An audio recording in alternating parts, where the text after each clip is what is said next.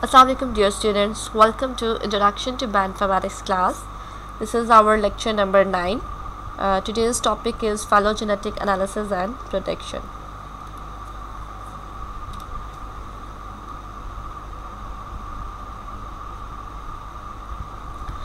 First of all, we should look into the recap.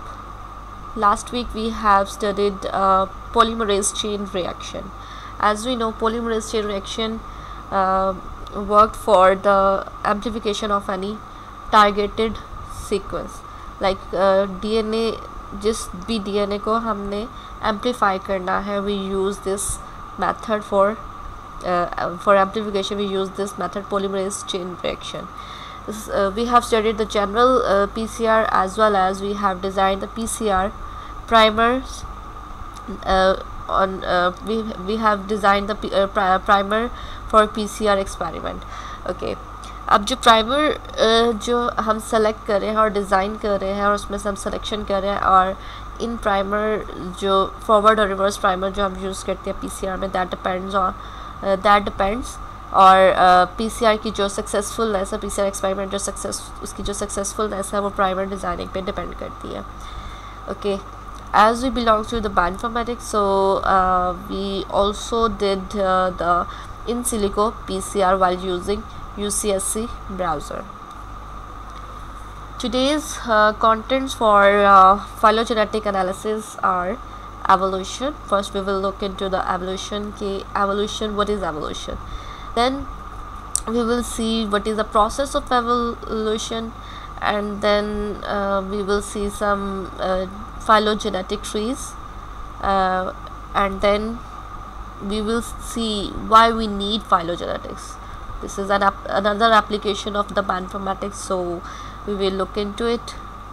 Again, we will see molecular phylogenetics. We will discuss some general examples of phylogenetic analysis, and then we will come on to our molecular phylogenetics. ठीक है, molecular से आपको समझ जाना चाहिए, that is closely related to the genetics. So like where we study the DNA and DNA sequences and protein sequences. Okay, and we will also look into it. Okay, then we will do some phylogenetic analysis and degree of divergence. Like evolution को जब हम study करेंगे तो उसमें पता चलेगा कि there is some divergence from one organism to another. जब एक organism से speciation होती है, speciation means कि एक organism से जब new species form करती है तो उसके ancestors से और new species के दरमियान कोई ना कोई ऐसा फैक्टर होता है, environmental फैक्टर हो सकता है, कोई क्लाइमेट फैक्टर, मतलब किसी भी तरह का फैक्टर चेंज की वजह से उनके दरमियान कोई डाइवर्जेंस हो सकती है. ठीक है, तो उस डाइवर्जेंस को एक ओरिजिनल थिंग लाइक ऑर्गेनिज्म से जो चीज़ डिफरेंट इवॉल्व हो रही है, किसी डाइवर्जेंस, किसी भी फैक्टर की वजह से डाइवर्ज हो रही है, उसको हम स्टडी करते हैं. तो डिग्री ऑफ डाइवर्जेंस को भी हम कैलकुलेट करेंगे, कैसे हम कैलकुलेट करते हैं phylogenetic एनालिसिस में. And then we will see the relationship of phylogenetic analysis and sequence analysis. phylogenetic analysis में relationship और जो sequence analysis हम करते हैं, उन दोनों के दरमियान जो relationship है हम उससे build करने की कोशिश करेंगे. Okay, from this picture recall the very basic theory of Darwin, जिसमें उन्होंने ये थ्योरी दी थी कि something evolve from the natural selection. ठीक है, we can assume from this picture that Darwin ने कुछ ऐसी थ्योरीज दी थी जिसमें उन्होंने ये हाइपोथेसिस बताया था कि जो स्पीशीज़ हैं उन्होंने नेचुरल सिलेक्शन, मतलब अपने आप को इस तरीके से अडॉप्ट कर लिया कि वो इवॉल्व हो गए. जैसे कि हम यहाँ पर भी एक एग्जांपल देखते हैं. Each species shows variation.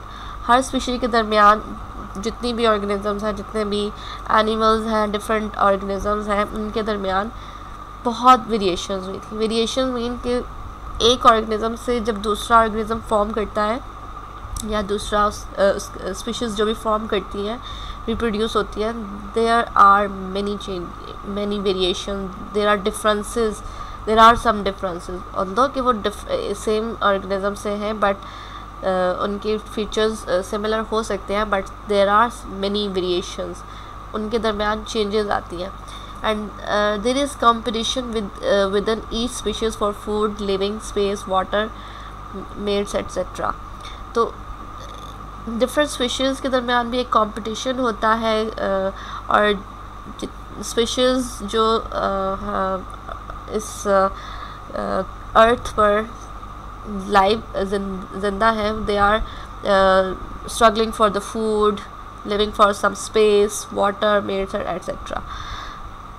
इसके बाद हम देखते हैं the better adopted members of these species are more likely to survival of the fittest. जो अपने आप को बेटर अडॉप्ट कर लेता है, अपने आप को उस इन्वायरमेंट के अकॉर्डिंगली फ्रेम कर देता है, they are successful in survival.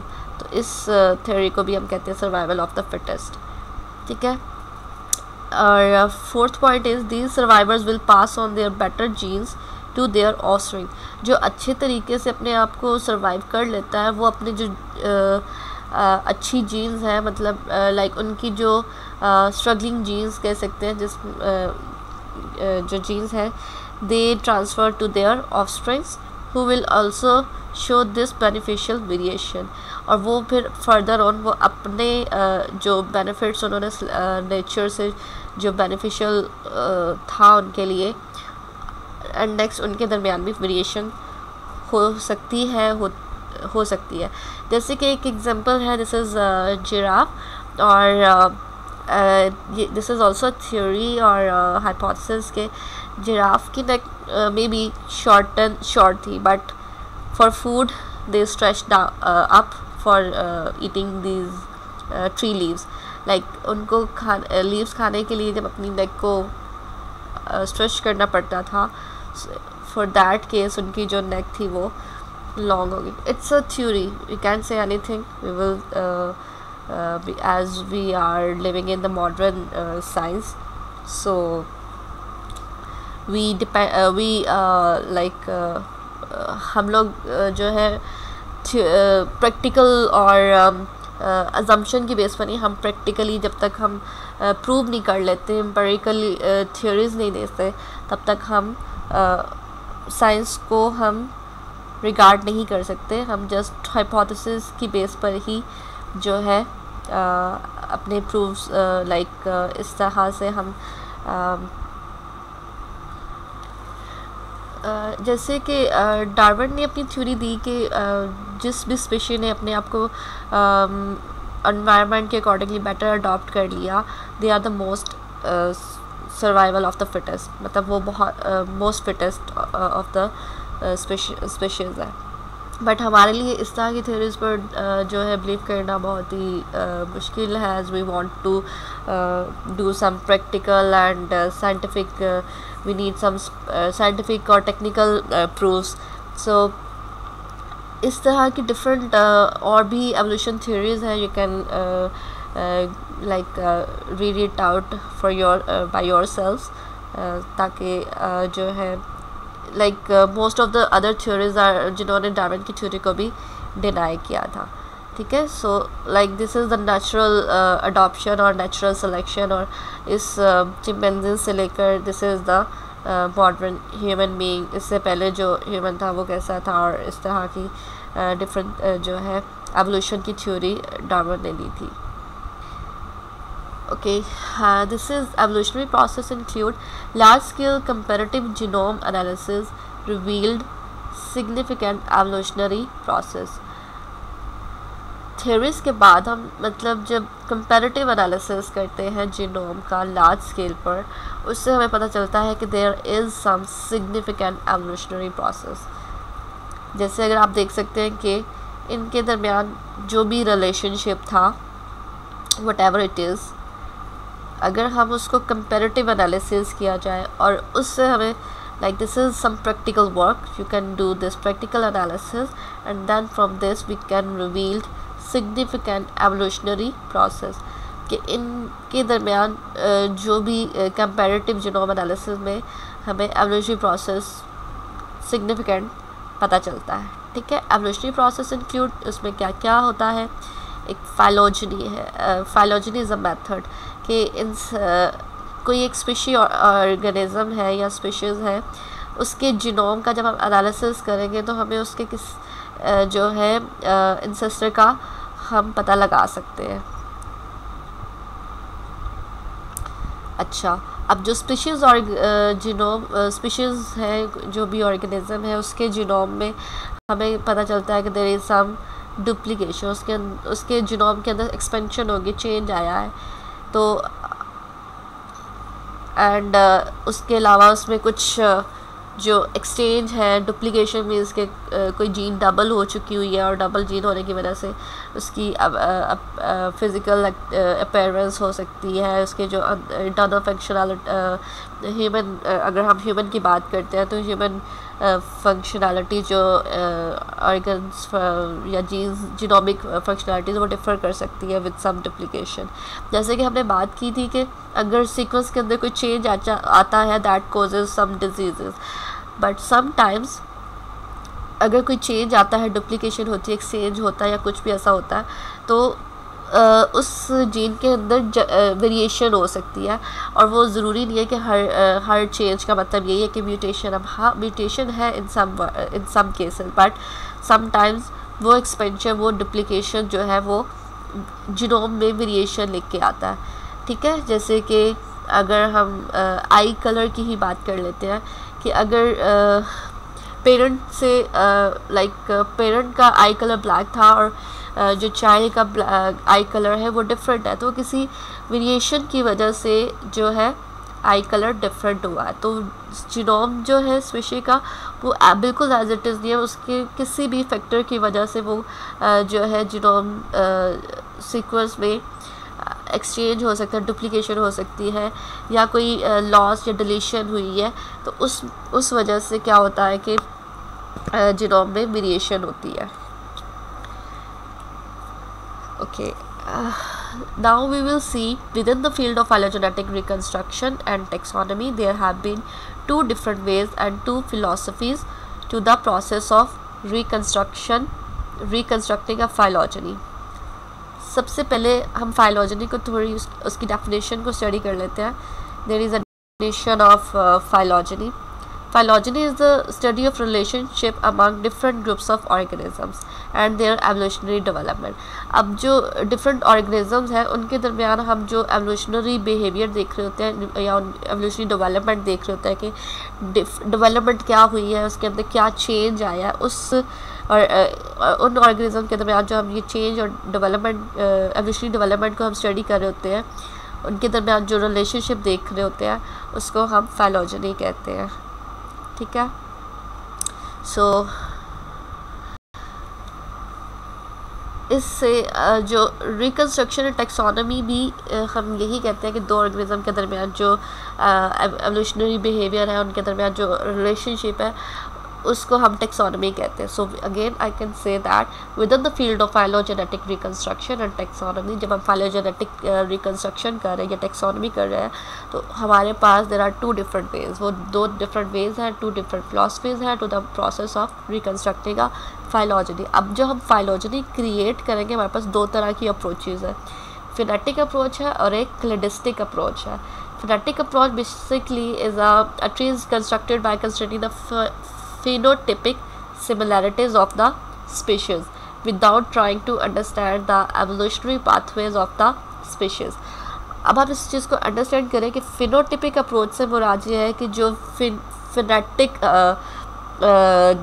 जो चीज़ हो सकती है, लाइक फिनेटिक मीन्स के फिज़िकल अपीयरेंस से, या फिनेटिक सिमिलैरिटीज़ मीन्स कि जो हम उसके जीनोम लेवल पर नहीं स्टडी कर रहे, बल्कि हम उसकी फिनेटिक सिमिलैरिटीज़ यानी कि उसकी फ़िज़िकल सिमिलैरिटीज़ की बेस पर जो हम ट्री कंस्ट्रक्ट कर रहे हैं, फिनेटिक सिमिलैरिटीज़ की कंसिडर करते हुए जो ट्री कंस्ट्रक्ट कर रहे हैं किसी भी स्पीशी का, हम उसको एवोल्यूशनरी पाथवेज को स्टडी नहीं करते, उसको अंडरस्टैंड नहीं कर सकते, क्योंकि हम जस्ट फिनोटिक सिमिलैरिटीज़ को डिस्कस कर रहे हैं और उसको कंसिडर कर रहे हैं फॉर कंस्ट्रक्टिंग अ ट्री।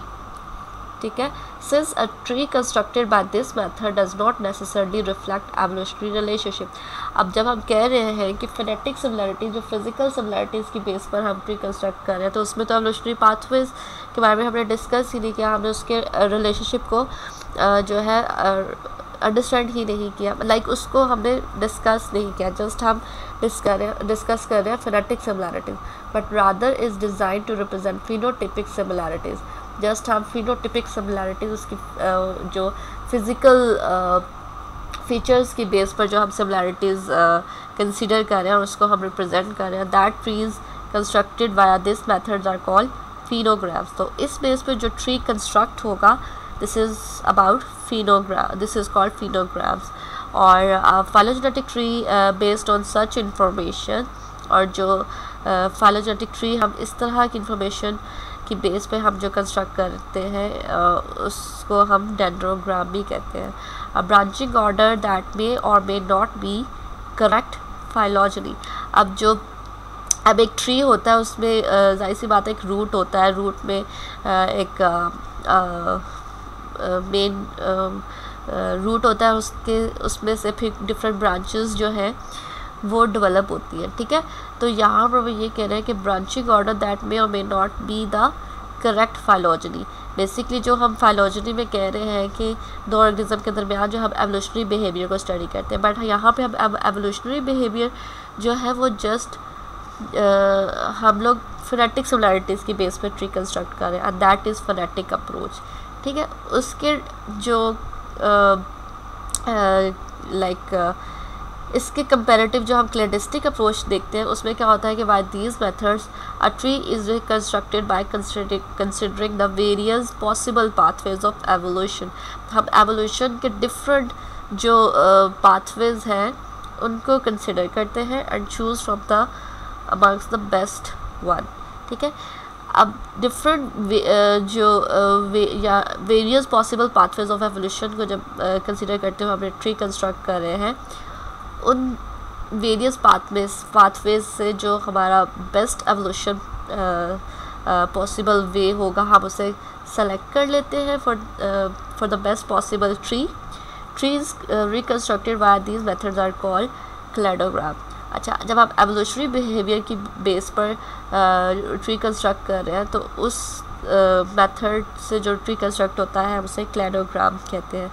ठीक है, the phonetic philosophy as a way to do taxonomy is definitely incorrect। इस तरह से हम ये तो कह सकते हैं कि जब हम सिर्फ बेसिकली जो टेक्सोनमी होती है वो एवोल्यूशनरी और फाइलॉजनी भी जो होती है वो एवोल्यूशनरी बिहेवियर को डिफ़ाइन कर रही है, बट यहाँ पे हम जस्ट अगर फिनेटिक अप्रोच की बात करें तो जस्ट ये phenetic approach similarity phenetic similarities की बेस पर जो है वो रिकन्स्ट्रक्शन कर रहे हैं ट्री की फाइलॉजनी कर रहे हैं, but that is definitely incorrect, क्योंकि वो हम जो फिनेटिक सिमिलैरिटीज़ है उसकी बेस पे कर रहे हैं। But this does not mean that phenetic methods are necessarily poor estimates of the cladogram. But हम ये भी नहीं कह सकते कि बिल्कुल ही वो गलत हो सकता है मतलब उसकी जो फिज़िकल अपीयरेंस है, उसकी फ़िज़िकल फीचर्स की बेस पर भी तो हम कुछ ना कुछ जो है अजम्पशंस दे सकते हैं, कुछ ना कुछ हाइपोथेसिस जो है डिफ़ाइन कर सकते हैं।